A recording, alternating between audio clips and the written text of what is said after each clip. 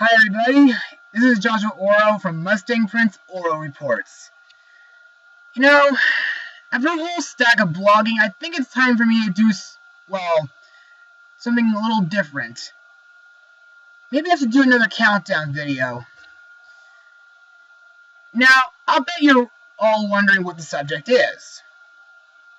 Well, for the last few times, I already talked about my favorite Halloween and Christmas films, and I already talked about my favorite worlds visited in the Kingdom Hearts franchise.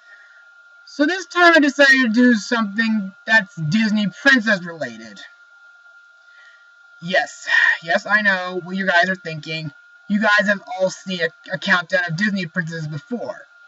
So have I. But I decided to do something completely different. You see, the list that you and I have seen all have included princesses like Snow White, Cinderella, Ariel, Rapunzel, Merida, etc. And they all seem to focus on the gals who are in the Disney princess lineup. But don't the ones outside that lineup, but still Disney related, deserve some attention? Well, in my eyes, yes. Yes, they do. So today, I decided to gather up 11 of them to see which one of these lovely royal Disney gals are my all-time favorite. Now, I need to set a few simple rules that can be, simple. Okay. They can be either from Walt Disney Animation, a live-action film, a Disney sequel, a TV show, or even a video game. So I just don't know if I have any room for anything that's Pixar-related. And also, I cannot include Princess Leia from Star Wars because she's from Lucasfilm, and I cannot include any princesses that's from Studio Ghibli either. So, with all that said, get your tiaras and your scepters, for this is my top 11 other Disney princesses.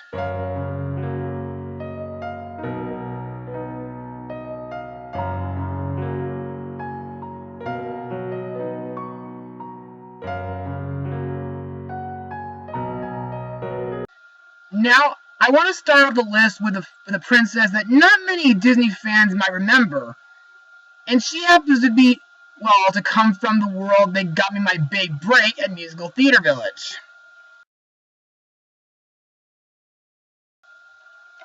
Yes, almost 2 decades before Disney gave us Oz the Great and Powerful, they gave us a terrific but dark sequel to The Wizard of Oz, sort of, called Return to Oz. Now, if I can remember, in the Oz books, Ozma came from a witch named Mombi who turned her into a boy named Tip when the wizard gave her to Mombi when she was a baby. That is, until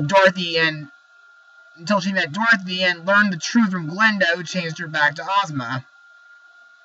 Still, I shouldn't be talking about how she is in the books, though. Even though she does serve as a best friend to Dorothy next to Toto, but in this movie, she doesn't really have much of a big role, which explains why she's at the bottom of this list.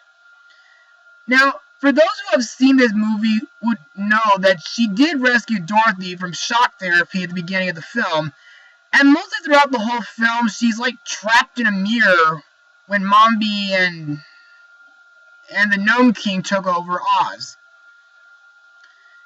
Now that sounds kind of a bit familiar. Now cut Crane King all into the mirror. Save us! But, anyway, before she was in prison, she was making a talking jack-o'-lantern man named Jack Pumpkinhead, and after Oz is saved, Ozma takes up the throne and helps Dorothy get back to Kansas. Now, despite her small role, Ozma truly is an awesome princess, and I hope if someone makes another Oz movie in the future, I just hope they will give Ozma a bigger role, someday.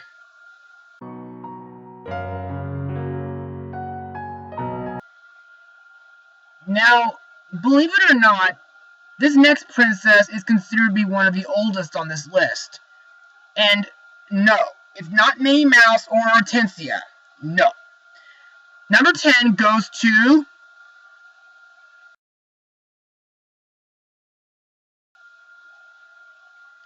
You see, centuries ago, when she was a little girl, not only did her city get submerged by a tsunami, but she lost her mother to a crystal that is said to be keeping Kida, her father, and every Atlantean alive for all those centuries. But as she grows to be, well, I don't know how old Kida is in this film, but still, like I said earlier, she could be considered the oldest on this list, despite the fact that she looks like she's 18 or even in her 20s.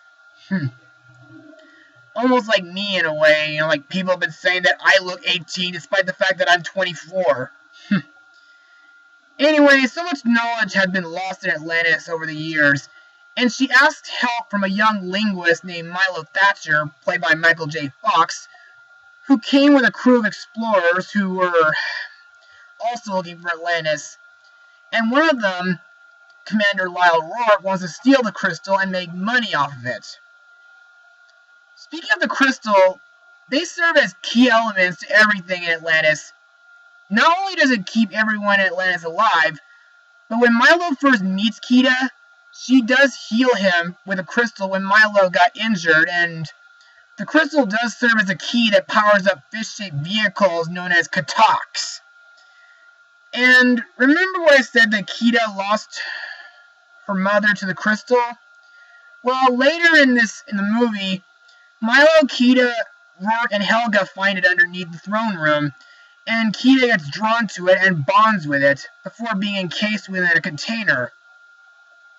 But she does get released after Milo and the gang save her from Rourke and bring her back to the city in time for her and the Heart of Atlantis to raise some giant stone guardians from their slumber. And also to create a giant force field to protect the city from an awakening volcano. After that, Kida becomes Queen of Atlantis with Milo as her husband. And I also love the fact that she's voiced by Cree Summer, whom folks might know from stuff like Rugrats or Kids Next Door, including one special character, Len.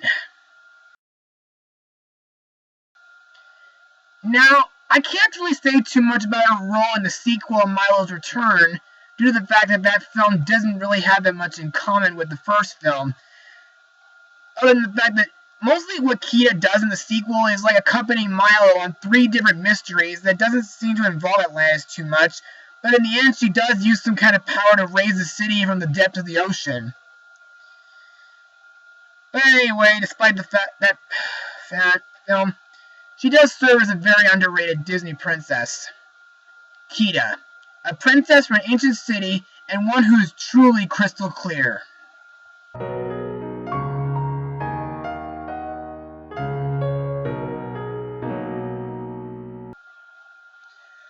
Okay, I'm technically cheating on this spot due to the fact that Alice isn't a real princess. However, in some adaptations that I've seen, Alice wants to be Queen of Wonderland. Heck, even Kingdom Hearts considers her a Princess of Heart in order to open the door to darkness. Anyway, if you look closely, you can see that Alice might have the personality of a Disney princess. I mean, she's more than just a curious little girl, but I see her as someone sweet and polite to mostly everyone she meets in Wonderland. And in the beginning, she's someone who is bored with her sister reading to her history books without pictures and longs for a world of her own. And although she's mostly curious, there are times when she gets serious halfway through. And I also love most of the songs she sings throughout this film, including the very good advice song that always gets me in tears. And I also love the fact that her English voice is provided by Disney legend Catherine Vermont. And nowadays, she's voiced by Starfire herself, Hynden Walsh. Now, despite the fact that she isn't a Disney princess in general, but in personality, she's the perfect choice to become the number 9 other Disney princess.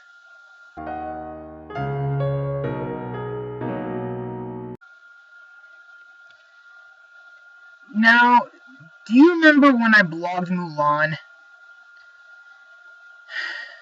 Well, if you might recall, that I did say that I was a bit baffled with the fact that Mulan is a Disney princess despite not being royalty. Now, to be honest, I have a better idea for someone who should have been in that lineup. Ladies and gentlemen, at number 8, we have these 3.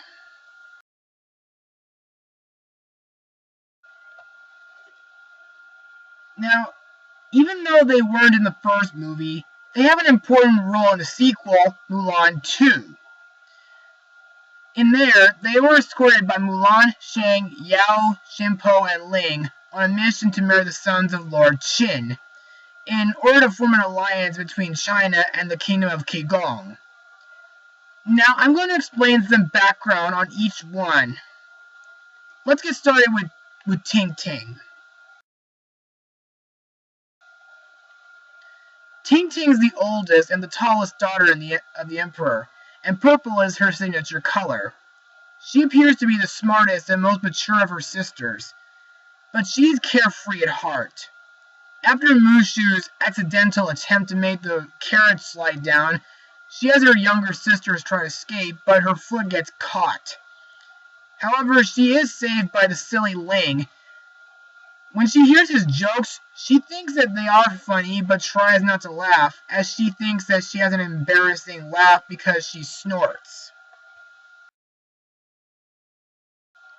May is the middle daughter of the Emperor, and is in the middle of her sister's heights.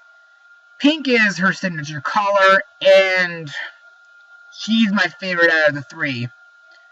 Mostly due to the fact that her voice is provided by the sweet and, well, calm Lucy Liu.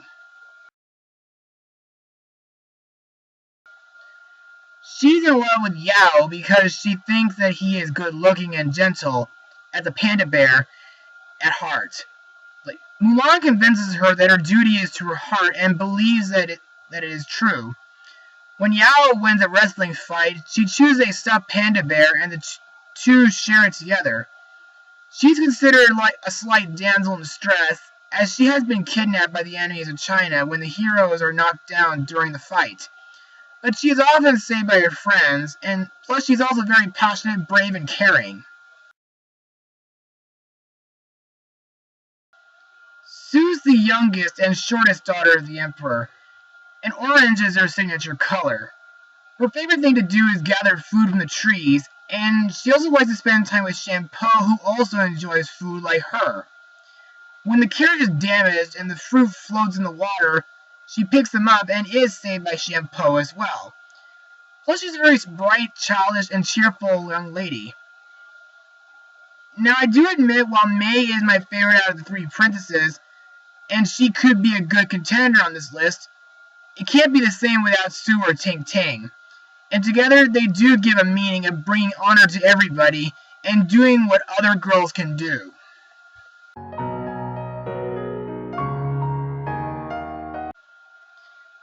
Now, this is going to the only animal princess on the list. And I mean it. She's also the daughter of one of the famous Disney heroes from the 90s, who got a sequel 4 years after its release. Who is it? Well, none other than Princess Kiara.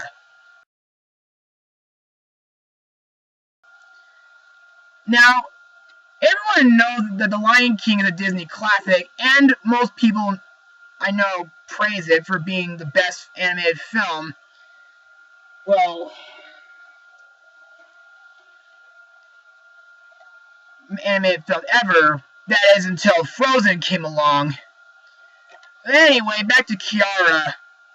Not long after the ending of the first movie, Simba banished a group of lions known as outsiders to the termite-infested outlands, but a few years afterwards in this film, while Kiara is still a young cub, she meets a young outsider named Kovu, who is said to, by Zira, was chosen to follow in Scar's paw prints and take Simba's place as king once he killed him. And while Kovu is tutored by his mother to be a killer like Scar was, Kiara sees beyond it, and she knows that Kovu isn't a bad lion.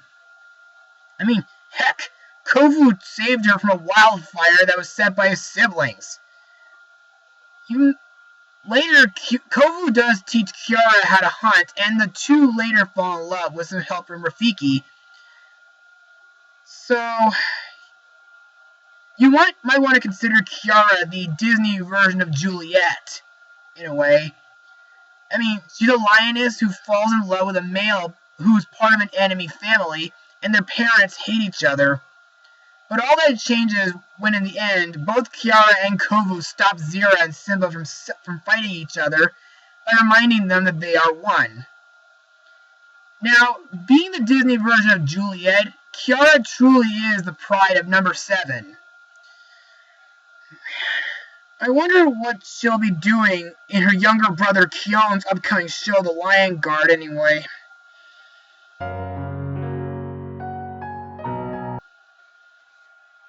Now, for those who don't know, during the 1980s, Disney and several other people were going through a dark period with their animated films.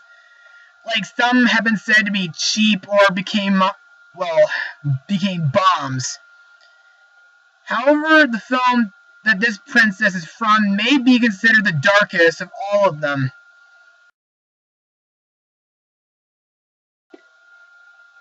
Now, don't get me wrong.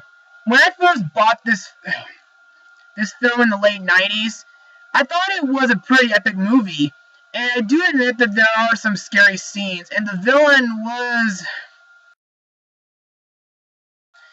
really scary. And a bit clever one, too. But we're not talking about him. We're talking about Eilonwy here. Now, the first time we see her in the movie is when the main hero, Taran, is imprisoned in the Horn King's dungeon. Now, despite the fact that Taran is a pig keeper and not a warrior, she asks for his help to escape.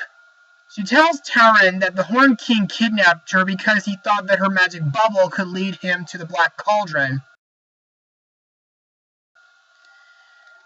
Speaking of her bubble, I find it kind of funny when it chases a pack of dungeon rats. And another reason why I like Eilonwy is because of her personality. I mean, she's really sweet, brave, heroic, headstrong, adventurous, optimistic, and helpful. And she also makes friends with the minstrel Fluter Flam, who has a harp that breaks whenever he tells a lie. She even sews his pants after they got ripped by a dog during their escape. And also, she likes the mischievous Gurgi, and she even tells Taran that she believes in him no matter what goes on. It's almost like Taran does not need a sword after all. And I also believe that Taran and Eilonwy make a great couple. Heck, those two kiss at the end of the movie. Eilonwy, a princess from Disney's Black Sheep.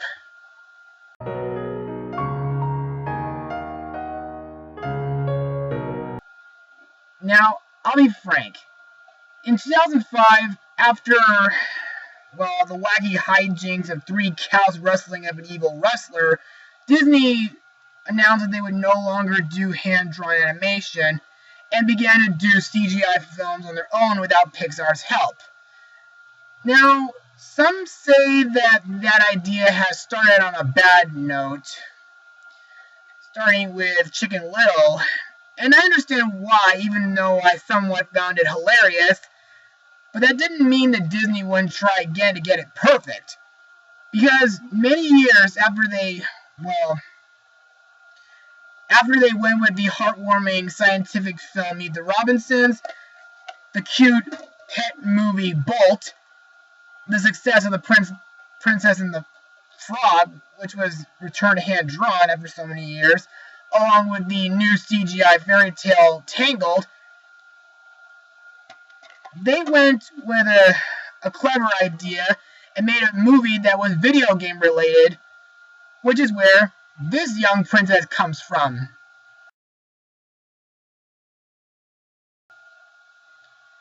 Now, Wreck-It Ralph was a great movie, not just for so many video game references, but it has lots of memorable cameos too. However, let's talk about Vanellope. Now, here's some background info on her. Now, Vanellope was the main character of the video game Sugar Rush. Not only was she the lead character, she was also the in-game world's princess. However, at some point prior to the start of the movie, an old racing video game character named Turbo hijacked Sugar Rush and turned himself into a character named King Candy. And he tried to delete Vanellope's code, but couldn't, and turning her into a glitch instead. Once Vanellope became a glitch, King Candy was free to rule the kingdom, having all the inhabitants of Sugar Rush's memories of Princess Vanellope locked away. However, if Vanellope is able to cross the finish line in an official race, her code would be restored, and the throne would be hers once more. To prevent this from occurring, King Candy, with the help from his minion and, well, Vanellope's former assistant, Sour Bill, had the citizens of the game believe that having a glitched race could lead to the game being unplugged.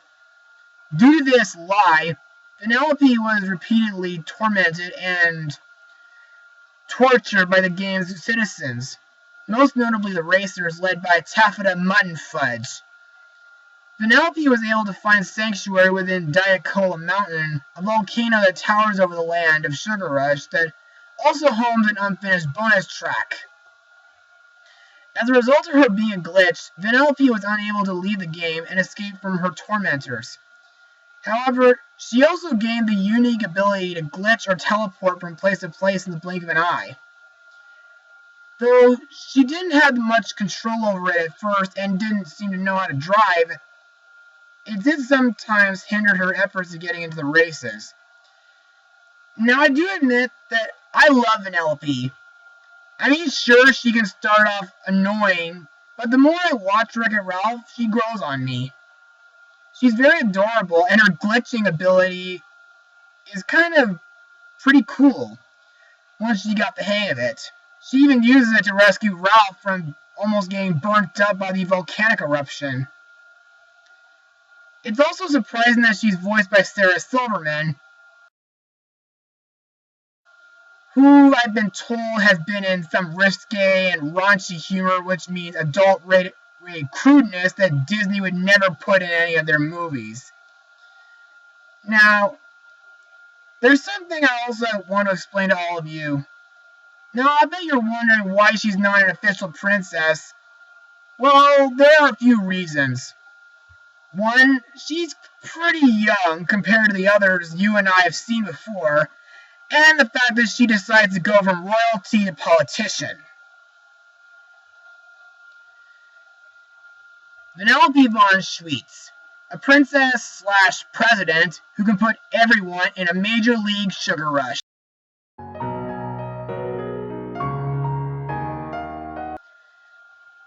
Now, believe it or not, this is the last live-action princess on this list. Well, mostly. She comes from an animated fairy tale world, but have you ever thought that one day a fairy tale princess or fairy tale girl might find her way to our world? Well, in 2007, this one did. Now, she in my eyes is very underrated. After she meets Prince Edward and gets pushed down a wishing well by his stepmother, Queen Nerissa, she ends up in the live-action New York City. There she meets a lawyer named Robert and his daughter Morgan. Robert tries to help her get home, even though he doesn't really believe in fairy tales, ever since his wife left him and Morgan. While Giselle's in New York, she does make some friends with the not-so-cute critters who help clean Robert's apartment. And she's also very crafty at making outfits from materials like curtains. I think Fraulein Maria might have a competitor. She also has some doves deliver some flowers for Robert's girlfriend, Nancy Tremaine. And plus, she also asks Morgan for help when she needs an outfit for the ball with Edward. And Amy Adams, who plays her, is a wonderful singer. Nearing the end of the film, she, with the help of her chipmunk friend Pip, she rescues Robert from Nerissa and marries him and becomes a fashion designer at Nancy's place, while Nancy marries Edward. Giselle, an enchanting princess who knows that a true love's kiss is the most powerful thing in the whole world.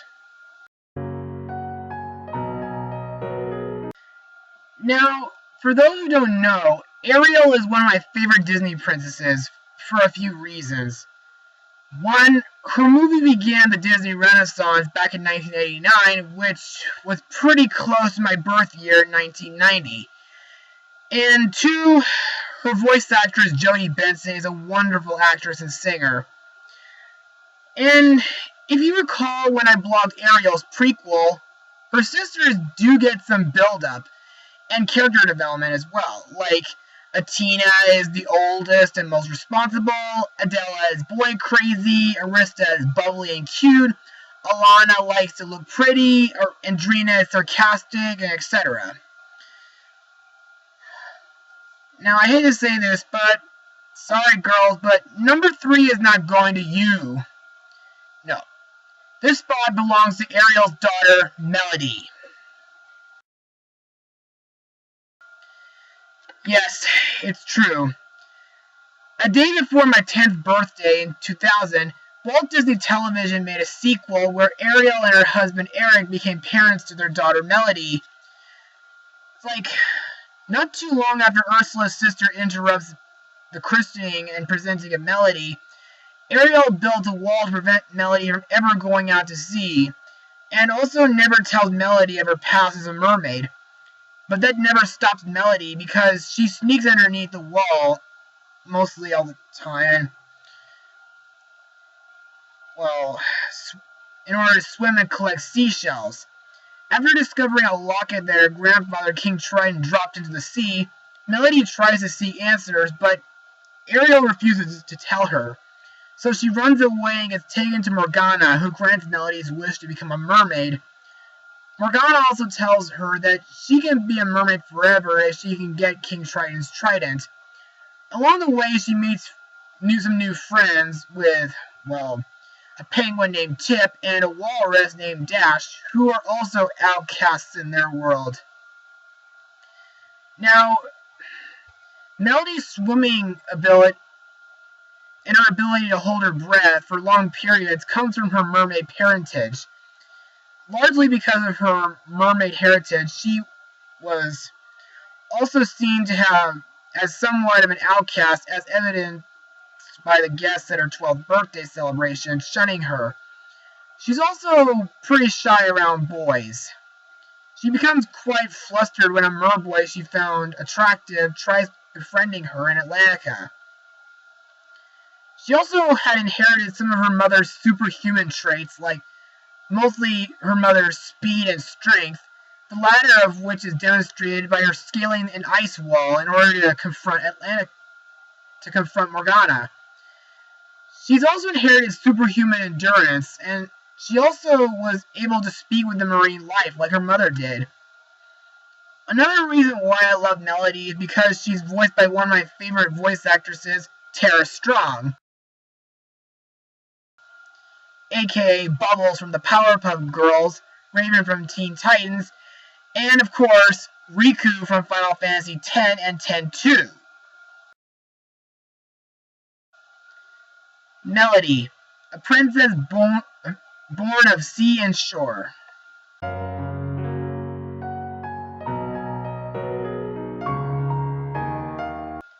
Now admit it.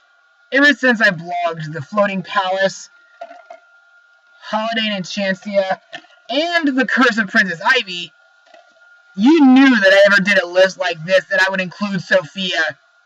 And why wouldn't I? I mean, her TV show seems to be one of the best cartoons I've ever watched nowadays after so many years. Well, in my opinion, at least. Now, you may have heard me or others say this, but please hear me out. Sofia started out in a simple life with her mother at a shoe shop until they were summoned by King Roland, and after they met and married, Sofia became a princess overnight. During that time, Sofia was frightened and nervous about living the royal life, but the more she practiced, she got the hang of it, especially with bonding with her brother James and her sister Amber. Now, during the course of the show, she's been going to school at Royal Prep, which is, well, led by the three good fairies from Sleeping Beauty. There she's been learning all sorts of stuff like etiquette, dancing, fencing, arts and crafts, and even magic. She's also been given a special necklace from her father called the Amulet of Avalor, which gives Sofia special powers whenever she does a good deed. Like when she helped a baby bird back into its nest, she's been given the ability to talk to any animal she meets, including a rabbit named Clover, a robin named, well, Robin, a bluebird named Mia, even a squirrel named Whatnot, who for some reason doesn't talk, and other animals like a flying horse named Minimus, a dragon named Crackle, who belongs to Sofia's friend Vivian, and plus Sofia's been given the ability to become a mermaid whenever she goes into the water after helping a mermaid named Una, well, out of a fishing net. But there are times when the amulet does place a curse on someone whenever someone does something bad. Like when Sofia got cursed to croak when she bragged in front of her village friends Ruby and Jade, and Amber got cursed when she took the amulet without permission, which ended up summoning an evil black and white princess named Ivy, who I talked about before. Speaking of summoning, that's one of the most important things. Whenever Sofia is in a sticky situation, the amulet summons a Disney princess for help. So far, we've only seen like 9 out of 13 Disney princesses helping out on the show, and I think Merida from Brave might be next. There are also other great things that I like about Sofia, like she has great leadership, which she demonstrated with her Buttercup Scouts, and she has intelligence and patience, and her heart is what makes Sofia who she is. And it shows she has what it takes to be a great princess. Plus, Ariel Winter does great voicing her. I also need to add that during the making of this list, there is said to be a spin-off show coming next year called Elena of Avalor, which is said to give some background on the amulet's history. But for now, Sofia has proven herself to be a very special princess in Disney's history. Sofia, a princess from Enchantia who can beat anything. Now, before we move on to the number one other Disney princess who rises above the rest on my list, I'd like to have an honorable mention. Now, this one I consider to be a very underrated princess from a film that's probably Disney's, well, movie that's been using a lot of recycled animation. Now, it is stated that Maid Marian is said to be King Richard's niece, but it's never actually how they're related due to the fact that she's a fox and he's a lion. But she doesn't appear to be related to Prince John, the villain of this movie. Now, despite him and Richard being brothers, because of that, it is assured that Richard is Maid Marian's uncle by marriage, meaning that the sister of either Marian's mother or father was the wife of King Richard, making Marian's aunt the queen. Now, she and Robin Hood apparently grew up together and were in love. However, several years before the time period of the movie, she left for London on unspecified reasons, and had only recently returned to Nottingham.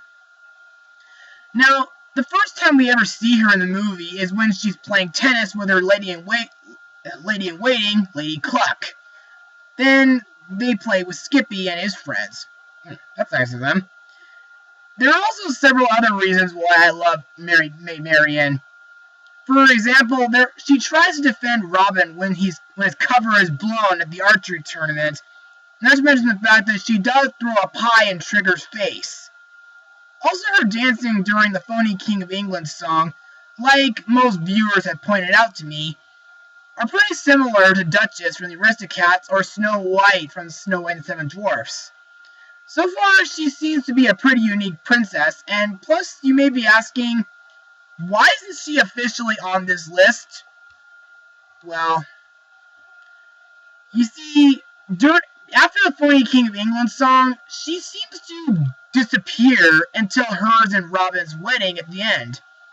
However, I don't think many people know that she did have a deleted scene.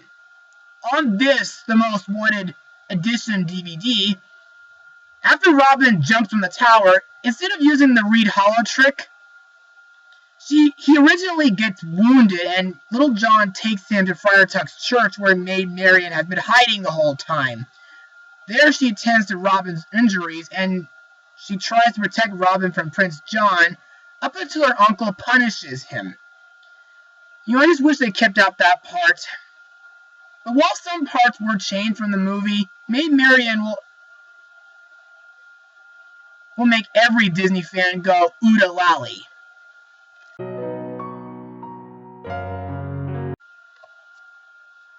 So now we come to the number 1 spot. Now, the last Disney princess on this list may come as a surprise to all of you watching this, because out of any Disney princess that was on this list, there is no one, and I mean no one, who's going to have a fantastic future and a heroic battle to face for everybody around the world than Kairi.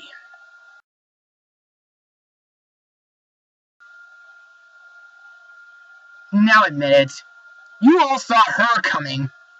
The reason why I chose Kairi as the number 1, and I love her the most, is because she's a very sweet girl, and she's willing to do anything to help her best friends, Sora and Riku. When she was little, she listened to stories about light and darkness from her grandmother, who is voiced by Catherine Beaumont. And then a few years after Birth by Sleep ended, she somehow had been whisked to the Destiny Islands when her home was engulfed in darkness. On Destiny Island, she was adopted by the mayor and became best friends with Sora and Riku ever since. They played on the island all the time, and she even scribbled on the walls of the secret cave with Sora. However, there are times when she was kidnapped during the course of the series. I mean, once when the island was destroyed by the Heartless, and her heart had become lost inside Sora's, leaving her as a lifeless sleeping doll. Until Sora used Riku's Keyblade to unlock his heart and sacrificed himself, making him a Heartless, which also created Roxas too. And I think Naminé as well. And a year later, not too long after meeting with Pluto, and the meeting with the Twilight Town kids, she gets kidnapped by Axel, then later gets locked in a dungeon by Saïx. However, Naminé along with Riku in the form of Ansem helped Kairi escape, and reunite with Sora. Now, as a Princess of Heart, Kairi's heart possesses no darkness within it whatsoever, so if it is lost, her body will remain in a dormant state until her heart is returned, making her one of the few, beings who cannot become heartless. Besides this primary trait, Kairi inherently possesses other abilities to some degree, such as being able to open up the final keyhole when she and the other Disney princesses are gathered, and the ability to sense darkness. In combat, Kairi's abilities are limited. However, remember what I said when she was a little girl? It was the time when she met Aqua and touched her Keyblade when she was... And it also inherits her the ability to wield a Keyblade herself, and demonstrates this in Kingdom Hearts 2 when Riku hands her a Keyblade of her own, allowing her to protect herself and her friends without any help. She's shown to be fairly competent with it as well, and is later brought into training with Master Yen Sid in Kingdom Hearts 3D to become stronger. So with all that said about Kairi, I just hope that whatever Square Enix is doing with Kingdom Hearts 3, I just hope that they'll have her as a playable character, or maybe, well, I'm not totally sure, maybe have Sora and Kairi get married, or I don't know. But I just hope her role in that new game will be as awesome as she was in the past. Kairi, the #1 other Disney princess. Well, that concludes my top 11 other Disney princesses, ladies and gentlemen. I hope you've enjoyed hearing my thoughts on each of them. Anyway, I think it's time for me to get going, and be sure to join me next time as I take a look at Disney's second princess, who's going to be in theaters in March. Mustang Power!